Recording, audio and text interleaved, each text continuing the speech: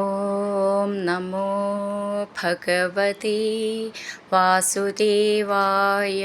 ഹരിമുരളീരവത്തിലേക്ക് എല്ലാവർക്കും സ്വാഗതം.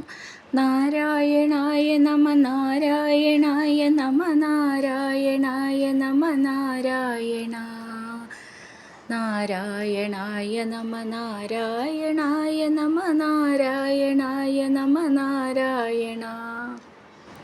ഇന്ന് നമുക്ക് 5ഉം 6ഉം ശ്ലോകങ്ങൾ പഠിക്കാം. ശ്രീമദ് നാരായണീയം ദശകം 24 പ്രഹ്ലാദചരിതം ശ്ലോകം 5.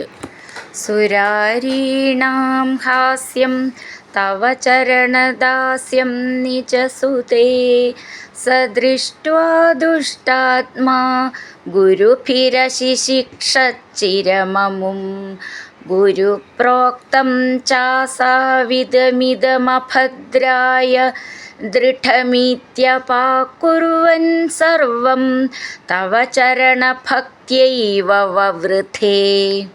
ഈ ശ്ലോകം എങ്ങനെ ചൊല്ലുകയെന്ന് നോക്കാം.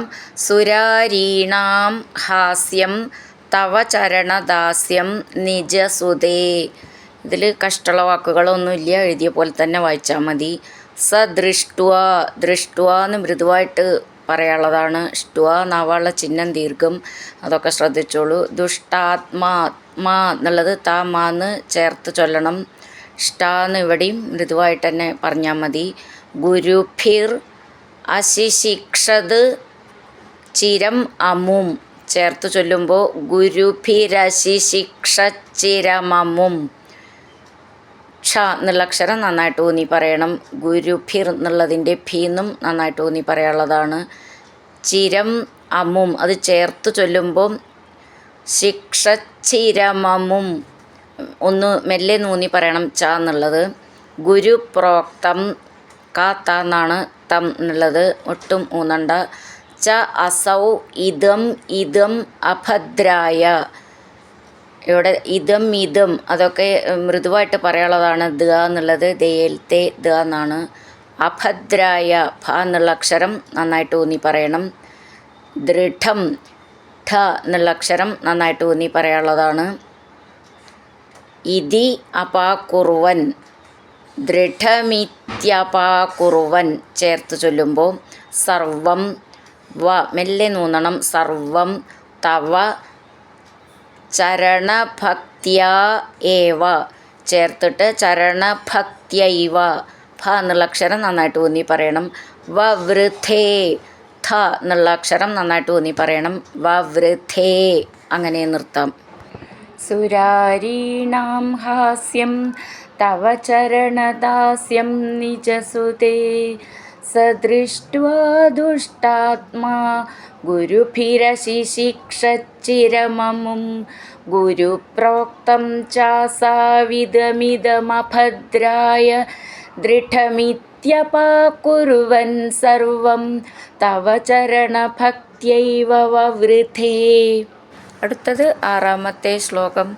അധീതേഷു ശ്രേഷ്ഠം കിമിതി പരിപൃഷ്ടേഥ തനയേ ഭവദ്ഭക്തിം വര്യാമഭിഗദതി പര്യാകുലധൃതിഃ ഗുരുഭ്യോ രോഷിത്വാ സഹജമതിരസ്യേത്യഭിവിദൻ വധോപായാനസ്മിൻ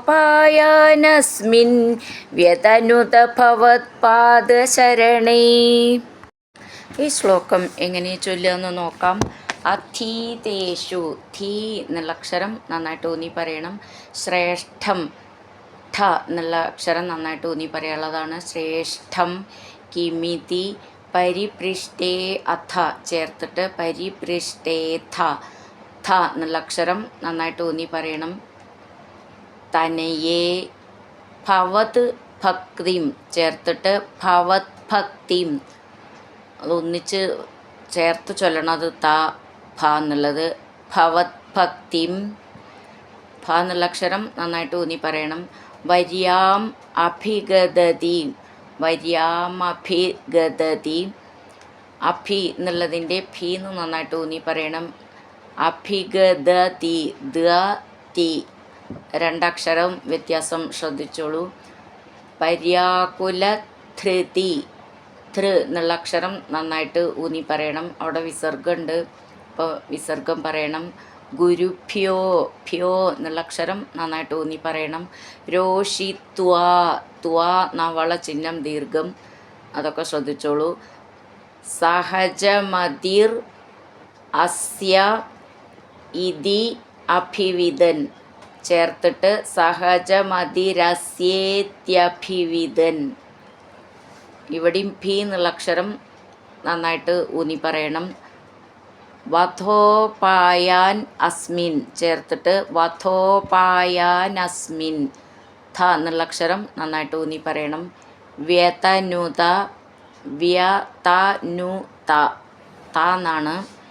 ഭവത്, ഭ എന്നുള്ള അക്ഷരം നന്നായിട്ട് ഊന്നി പറയണം. ഭവത് പാദശരണേ നീട്ടിയിട്ട് അങ്ങനെ നിർത്താം. അധീതേഷു ശ്രേഷ്ഠം കിമിതി പരിപൃഷ്ടേഥ തനയേ ഭവത്ഭക്തിം വര്യാമഭിഗദതി പര്യാകുലധൃതിഃ ഗുരുഭ്യോ രോഷിത്വാ സഹജമതിരസ്യേത്യഭിവിദൻ വധോപായാനസ്മിൻ വ്യതനുത ഭവത്പാദശരണേ. ഹരിനാരായണ ഗോവിന്ദ, ജയ നാരായണ ഗോവിന്ദ. ഹരിനാരായണ ജയ നാരായണ ഗോവിന്ദ ഗോവിന്ദ ഗോവിന്ദ.